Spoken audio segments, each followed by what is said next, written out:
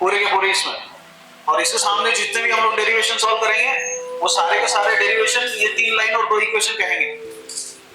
3 line 2 equation कौन सी? पहली 2 equation तो अभी हो चुकी हमारी, E is equals to E naught sin omega t, I is equals to I naught sin omega t. E is the magnitude of induced EMF, E naught peak value of EMF, omega angular frequency, याद है ये angular velocity, और T is a time. फिर से I is equals to I naught sin omega t, so where I is the magnitude of induced current, I naught peak value of current, omega angular frequency और angular velocity. ठीक, ये 2 equation. अब 3 sentence, 2 equation 3 sentence. Now listen 3 sentences. 3 sentence कौन से? 3 sentence रहेंगे तुम्हारे। पहला रहेगा रेजिस्टेंस के लिए, ठीक है, फॉर रेजिस्टेंस।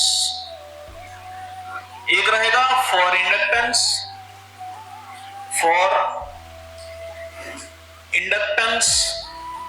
और तीसरा रहेगा फॉर कैपेसिटेंस। कैपेसिटेंस हम लोग ने इलेक्ट्रोस्टैटिक में पढ़ा, रेजिस्टेंस के बारे में चर्चा हुई करंट इलेक्ट्रिसिटी में, और इंडक्टेंस पढ़ा हम लोग ने इलेक्ट्रोमैग्नेटिक इंडक्शन में। अब इसको कहते हैं phasor state. So what are the phasor state for this 3 1 2 3? बहुत अच्छे से, बहुत क्लियरली सुन लो, ठीक है। ये पूरा का पूरा लेसन मैंने फिर से बताया, 2 equation 3 statements, and this three statement, first for resistance, second for inductance, and third for capacitance. Phasor state for resistance, phasor state for inductance, and phasor state for capacitance. तो सबके लिए फेजर स्टेट में हम लोग पूरे के पूरे lesson में हम लोग 2 ही चीज बना रहे हैं, एक ईएमएफ और एक current.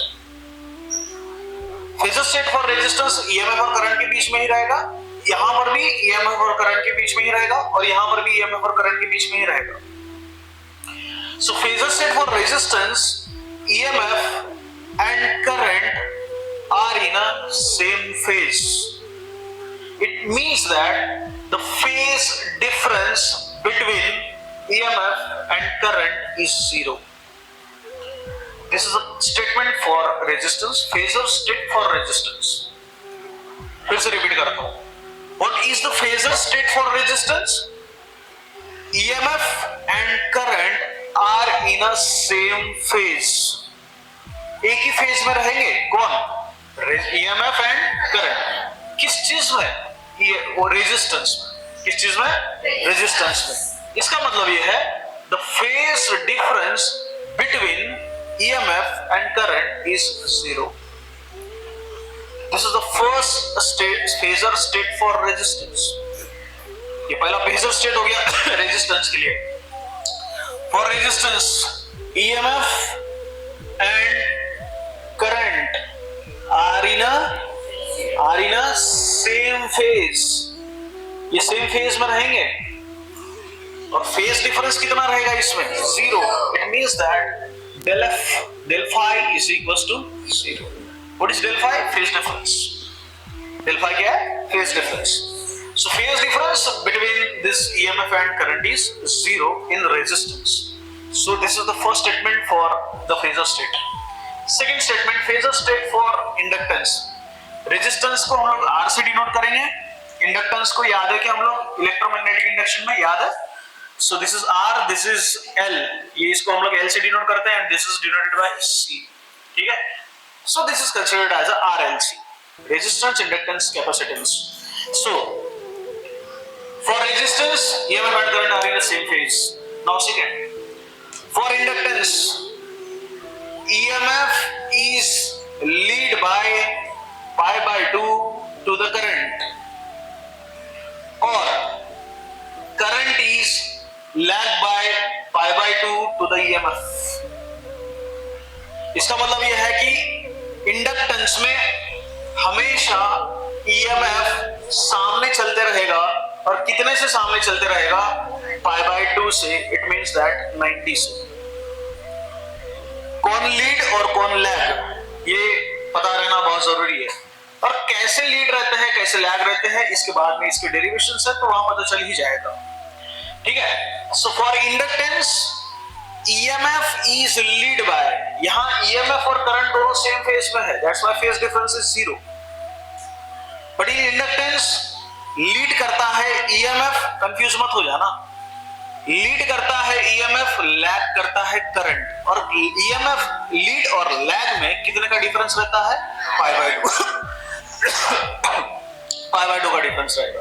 Clear? So it means that EMF is lead by π/2 to the current। Current से EMF सामने चलेगा, करंट से कितने से सामने चलेगा? π/2 से। इसको और में हम लोग इसको ऐसा लिखते हैं, क्या लिखते हैं भैया? कि current is lag by π/2 to EMF। ठीक, समझ में आ गया? हाँ। So this is the EMF is lead by π/2 to the current और current is lag by π/2 to the EMF. This is the phasor state for inductance. This is very important. बहुत काम में आएगा सामने, पूरा लेसन इसी के ऊपर डिपेंड करेगा सामने का। Now phasor state for capacitance RLC, capacitance represented by C। ठीक है, यहाँ EMF is lead by π/2 to the current और current is lag by π/2 to the EMF। In capacitor current is lead by π/2, इसका उल्टा, current is lead by π/2 to the EMF और EMF is lag by π/2 to the current. Clear? So phasor state for capacitance, what is phasor state for capacitance? Current is lead by π/2 to the EMF। Is it clear? और मैं क्या बोली इसको? EMF is lagged by π/2 to the current। इसमें कौन सामने चल रहा है? कितने से सामने चल रहा है? π/2 से। और कौन कम पीछे चल रहा है? कितने से पीछे चल रहा है? कितना क्लियर हो गया? ठीक है। अगर ये तीनों कंसेप्ट समझ में आ गए तो इन तीनों के लिए हम लोग EMF और करंट की इक्वेशन बनाएंगे। ठीक है, क्योंकि यहाँ सारी की सारी बात EMF और करंट की चलेगी। ठीक है, पूरे दिमाग में तो पहले तो यही बैठा लो कि भैया बात तो सिर्फ दोनों चीज की होगी। ठीक है, एक भैया मोदी और दूसरा अमित शाह। ठीक है, एक है आपका EMF और दूसरा करंट, इनके बारे में बात चलेगी। तीसरा नितिन गडकरी भी आ सकता है तो पावर लेकर के। ठीक है, तो पावर हम लोग नितिन गडकरी को कंसिडर करेंगे। ठीक है, और बात होगी दोनों की तो भैया EMF और करंट। ठीक है, पावर इसलिए क्योंकि हम लोग को 3 डेरिवेशन पावर के लिए भी सॉल्व करना पड़ता है। ठीक है, अब यहां से 3 चीजों की बात करें, अब फिलहाल तो हम लोग 2 ही चीजों की बात करेंगे, EMF और करंट। ठीक है, तो EMF और करंट के बारे में बात हो रही है। यहां पर भी EMF और करंट के बारे में फेज डिफरेंस बताया हम लोग ने, यहां पर भी EMF और करंट के बारे में फेज डिफरेंस बताया और यहां पर भी सेम है। ठीक है, so what is the phasor state for resistance? EMF and current are in same phase. So यहां डेल फाई का वैल्यू कितना हो जाएगा? ठीक है, so EMF is lead by π/2, हां, इंडक्टेंस में π/2 टू द करंट और current is lag by π/2 to the EMF। फिर उसके बाद में for capacitance current is lead by π/2 to the EMF और EMF is lag by π/2 to the. ठीक है, अब देखिए दोनों के लिए, अभी तीनों के लिए इक्वेशन भी बनाते हुए चलनी है हम लोग को, तो ध्यान देंगे हम लोग तीनों के लिए इक्वेशन कैसे बनते हुए चलेंगे। ठीक है, बहुत अच्छे से ध्यान देंगे। अभी now what is the equation for, यहां मैं दोनों की इक्वेशन बनाते हुए चलता हूं। ठीक है, EMF और करंट, यहां पर भी EMF और करंट बनाएंगे, यहां पर भी EMF और करंट बनाएंगे और यहां पर भी EMF और करंट बनाएंगे। सी, तो इसके लिए मैं 2 इक्वेशन बना रहे हैं हम लोग, दिस इज EMF के लिए और एक करंट के लिए। ठीक है, इन दोनों के बीच में फेज डिफरेंस कितना है? 0। कितना है? 0। तो E इज इक्वल टू E0 sin omega t plus 0, plus 0 होगा ना। ठीक है, और इसके लिए I0 sin प्लस 0। अगर मैं इन दोनों के बीच में डिफरेंस ले तो क्या 0 हो जाए? तो फेज डिफरेंस कितना हुआ? 0। सो these 2 equations is for the resistance. So this is the magnitude of induced EMF and this is magnitude of induced current. So E is equal to E0 sin omega t and I is equal to I0 sin omega t. Why there is this 2 equation? Because in resistance, phasor state for resistance, EMF and current आ रही ना same phase, phase difference कितना 0। ठीक है, अब इधर आए, अब इसके लिए मैं फिर से दो इक्वेशन बना लेता हूँ। ठीक है, तो दो इक्वेशन दे, दो इक्वेशन के साथ में ग्राफिकल रिप्रेजेंटेशन भी इसकी निकालने पड़ेंगे हम लोग को। देख फिर इसका, सो फॉर इंडक्टेंस, इंडक्टेंस के लिए ईएमएफ इज लीड बाय π/2। कौन लीड कर रहा है और लैग कौन कर रहा है? करंट। कितने से लैग कर रहा है? π/2। चलेगा, लीड कौन कर रहा है? ईएमएफ। लैग कौन कर रहा है? कितने से लैग कर रहा है? एक मैं इसको थोड़ा सा स्ट्रेस करता हूं ताकि आपकी इक्वेशन आपके दिमाग के सामने आनी चाहिए। कौन लीड कर रहा है? कौन लैग कर रहा है? कौन लीड कर रहा है? कौन लैग कर रहा है? मेरे को दोनों इक्वेशन बनानी है ईएमएफ और करंट के लिए। ठीक है, तो लीड कर रहा है ईएमएफ, लैग कर रहा है। देख इक्वेशन देख अच्छे से। So this is E is equals to E naught sine. अच्छा, कितने से लीड कर रहा है? देख अच्छे से, ओमेगा टी प्लस π/2। नहीं समझा? अभी समझा क्या? अभी समझ में आ गया? पक्का? अब देख करंट के लिए I इज इक्वल्स टू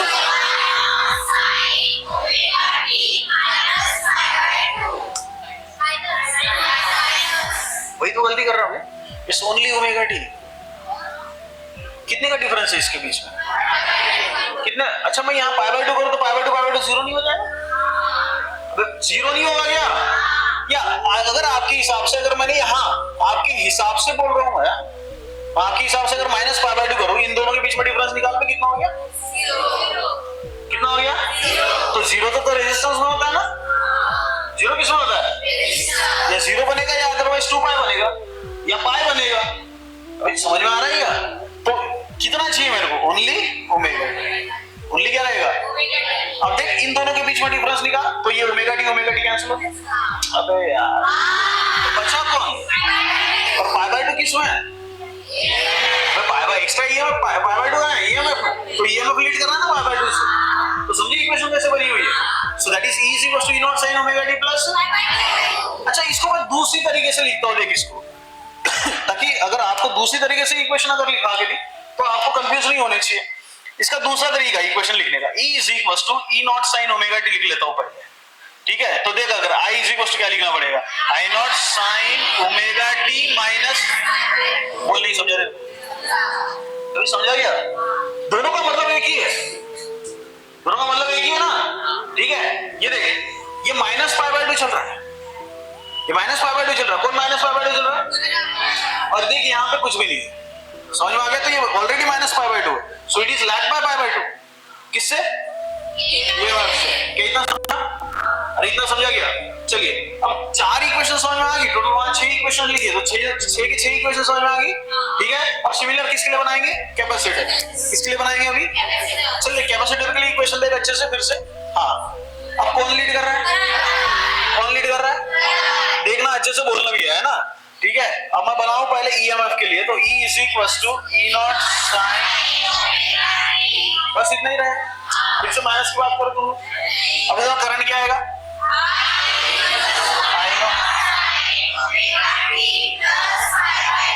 कोई डाउट यहाँ पे? अरे कोई डाउट है? समझ में आ ही गया होगा कि भैया यहाँ हम लोग ने इसमें क्यों लिखा हुआ है ऐसे। सो ईएमएफ के लिए भैया, ईएमएफ कितने से लैग कर रहा है? π/2। तो क्या करंट सामने भाग रहा है π/2 से? अरे क्लियर हो गया? चल, जैसे इसके टर्म्स में दूसरे फॉर्म में लिखे वैसे इसको भी लिख लेते हैं हम लोग थोड़ा सा। ठीक है, चल बोल। तो करंट के ईएमएफ के लिए क्या हो जाएगा? E नॉट sin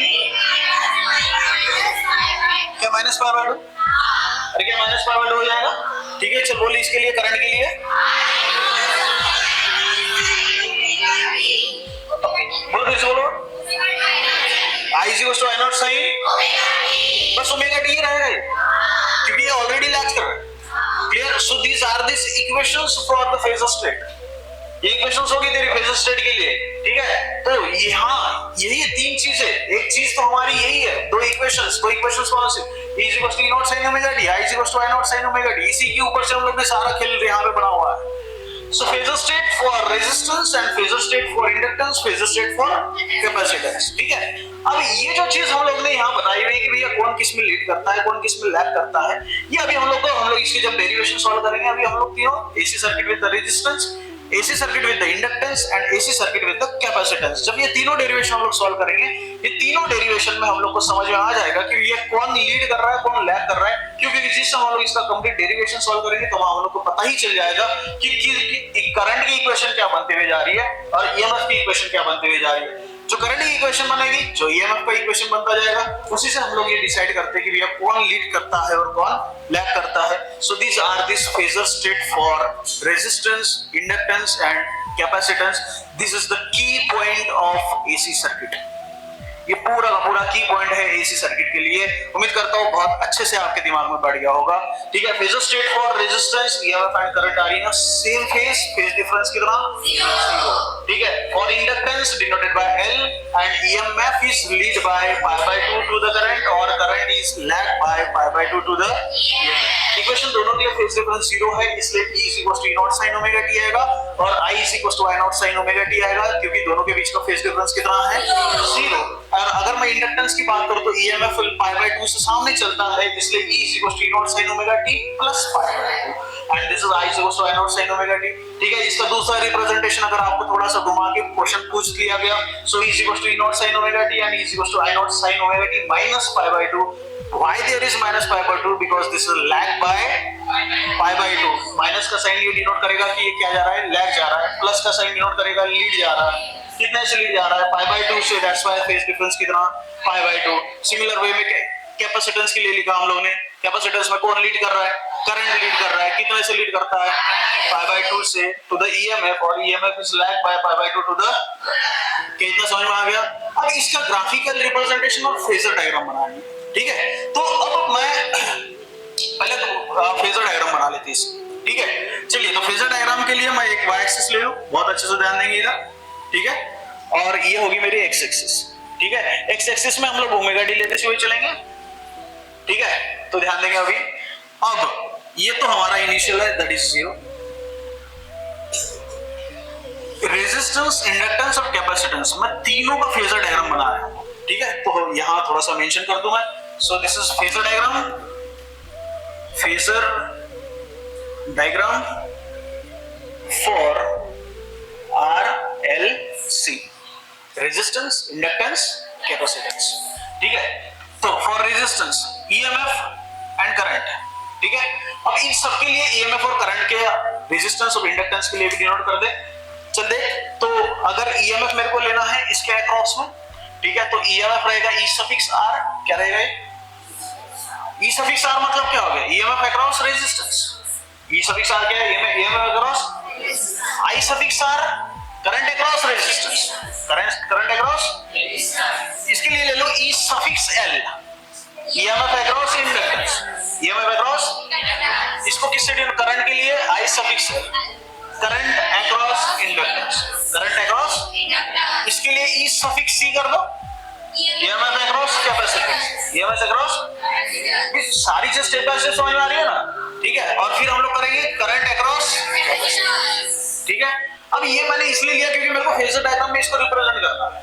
ठीक है, सो ER is EMF across resistance, IR is current across resistance, EL EMF across inductor and IL is current across inductor, EC EMF across capacitor, IC current across. अब देखो जो फेजर स्टेट है, phasor state से ही phasor diagram बनेगा। ठीक है, अब यहाँ पे देखो तो फॉर रेजिस्टेंस के लिए EMF and current are in same phase. अरे एक ही फेज में है, अगर एक ही फेज में तो क्या दोनों एक ही एक्सिस पे आएंगे? अब दोनों एक ही एक्सिस पे आएंगे ना। ठीक है, तो अगर मेरा ER इधर भाग रहा है तो क्या मेरा IR भी तो इधर भागेगा, क्योंकि इन दोनों के बीच में फेज डिफरेंस कितना है? अरे बात समझ में आ रही है क्या? ठीक है, अगर EMF और करंट, मैं अगर रेजिस्टेंस की बात करूं तो फेज डिफरेंस कितना है मेरा? 0। तो अगर मेरा फेज डिफरेंस 0 है तो दोनों के एक ही लाइन में आएंगे। चलो आप इसको यहां पर भी रिप्रेजेंट कर सकते हो, यहां पर भी रिप्रेजेंट कर सकते हो, कहीं पर भी रिप्रेजेंट करो। ठीक है, बट इन दोनों के बीच में फेज डिफरेंस कितना होना चाहिए? 0। अगर इन दोनों के बीच में फेज डिफरेंस 0 है तो क्या ये एक सेम ही प्लेन में रहेंगे? क्लियर? हाँ, अब देख ये तो हो गया रेजिस्टेंस के लिए, तो हम लोग इसको डिनोट कर देंगे भैया फॉर किसके लिए? ये फॉर रेजिस्टेंस। ठीक है, अब मैं किसके लिए डिनोट कर दूं भैया? फॉर इंडक्टेंस के लिए, तो EMF is lead by two the current. अच्छा, अब करंट और EMF के बीच में कितना डिफरेंस है, पाई बाय 2। सामने कौन चल रहा है, सामने कौन चल रहा है। अब अगर देख, अगर मैंने IL यहां लिया तो EL कहां आएगा, y एक्सिस पे कहां आएगा। देखना जनाब, यहां एंगल कितना है, 90।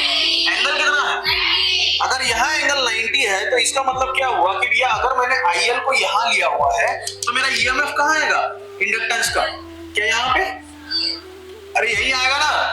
अभी फेजर डायग्राम बहुत जरूरी है, फिर आप लोगों को RLC सर्किट सॉल्व करनी है, AC सर्किट विद RLC, तो RLC सर्किट सॉल्व करते समय ये फेजर डायग्राम निकाल के हम लोग को डेरिवेशन बनाना है, ठीक है। तो यहां तक समझ में आ गया, ठीक है। मैं एक एक स्टेप ले रहा हूं यहां से, पहले रेजिस्टेंस ले लिया हम लोगों ने कंप्लीट में, क्योंकि जीरो है फेज डिफरेंस, तो दोनों एक ही फेज पर रहेंगे, ठीक है। अब इंडक्टेंस के लिए EMF क्या कर रहा है, लीड कर रहा है, कितने से, π/2 से टू द करंट, मतलब EMF सामने चल रहा है, ये सामने कितने से सामने चल रहा है, π/2 से टू द करंट। तो इसलिए करंट अगर मैंने यहां लिया तो EMF मेरा यहां आएगा, और डायरेक्शन क्या रहेगी, कुछ ऐसे, करंट से EMF का डायरेक्शन यही रहेगा ना, ठीक है। और एंगल कितना बनाया इसने, π/2, ठीक है। अब मैं यहां से इसको रिप्रेजेंट करूं तो देख मेरा ये रिप्रेजेंटेशन, ये दोनों किसके लिए रिप्रेजेंटेशन हो गया, फॉर इंडक्टेंस। तो हम लोग लेंगे, हाँ, सो दिस इज फॉर, ये हो गया फॉर इंडक्टेंस, ठीक है। चलिए ये हो गया फॉर इंडक्टेंस के लिए। अब देख, हाँ चलिए रही, हाँ, फॉर कैपेसिटेंस, फॉर कैपेसिटेंस के लिए current is lead by two the, तो EMF क्या लैग कर रहा है, कितने से, चल देखो। तो अगर मैंने यहाँ IC लिया तो IL कहाँ आएगा, सॉरी EC कहाँ आएगा, EC कहाँ आएगा, तो यहाँ क्या दे रहा है, EC आ गया। अरे ये क्या, यहाँ क्या आ गया, डायरेक्शन बोलो, ऊपर की नीचे, ऊपर की नीचे। अभी EC और IC के लिए, EC और IC के लिए डायरेक्ट कौन जहां सामने चल रहा है, तो ये ऐसा आएगा ना, करंट पीछे भेज रहा है इसको ऐसे, अरे समझा क्या, ठीक है। चलिए ये करंट से रिप्रेजेंट किया ना हम लोग ने पहले इसको, EL और IL के बीच में क्या करंट से भगाया है, तो इधर भी तो करंट से ही भगाने पड़ेंगे। अगर आपने इसको ऐसा कर दिया तो इसको उल्टा करना पड़ेगा, क्योंकि आप EL से आप क्या डिनोट कर रहे हो, EL से कहां जा रहे हो, IL में, ठीक है। अब पहले क्या रिप्रेजेंट किया था हम लोग ने, IL से, तो अब मैं क्या, IC से EC, तो डायरेक्शन यही रहेगा। अरे अब भी नहीं समझा, चल देख, ये किसके लिए हो गया, फॉर कैपेसिटेंस, समझा क्या रे, सिंपल सी बात है, करंट से भगाओ ना, रेफरेंस करंट ले लो, रेफरेंस क्या ले लो, रेफरेंस करंट ले लो। आपने रेफरेंस, अगर मैं इंडक्टेंस के लिए रेफरेंस क्या लिया आपने, रेफरेंस क्या लिया, करंट को रेफरेंस ले लो थोड़ी देर के लिए। जब करंट को रेफरेंस ले रहे हो तो ये क्या सामने चल रहा है, ये कितने से सामने चला, तो ऐसा ही तो भागेगा। अब समझा, तो रेफरेंस क्या है, ठीक है। अब कैपेसिटर के लिए करंट इधर है, करंट इधर है ना, और ये EMF तेरा क्या इधर आया, तो भगाना कहां से, पहले भी करंट से भगाया, अभी किससे भगाओ, तो डायरेक्शन तो यही आएगा ना। बोल अब भी नहीं समझा, अभी समझा गया। सो this is a phasor diagram for RLC। दिखने में बहुत सिंपल लग रही होगी आप लोगों को, लेकिन अगर आपने यहाँ इंटरचेंज अगर कुछ कर लिया या आपने यहाँ कुछ डायरेक्शन बदल ली तो सारा का सारा अलग हो जाता है। So this is a phasor diagram for resistance, inductance and capacitance. बोल समझा ये अच्छे से, ठीक है। ये पूरा का पूरा फेजर स्टेट हो गया है आपका, और इसी ये अगर समझ में आ गया तो हम लोग इसके सामने AC सर्किट विद रेजिस्टेंस करेंगे, AC सर्किट विद इंडक्टेंस करेंगे, AC सर्किट विद कैपेसिटेंस करेंगे। क्या इतना क्लियर हुआ, अरे इतना क्लियर हुआ, चलो इतना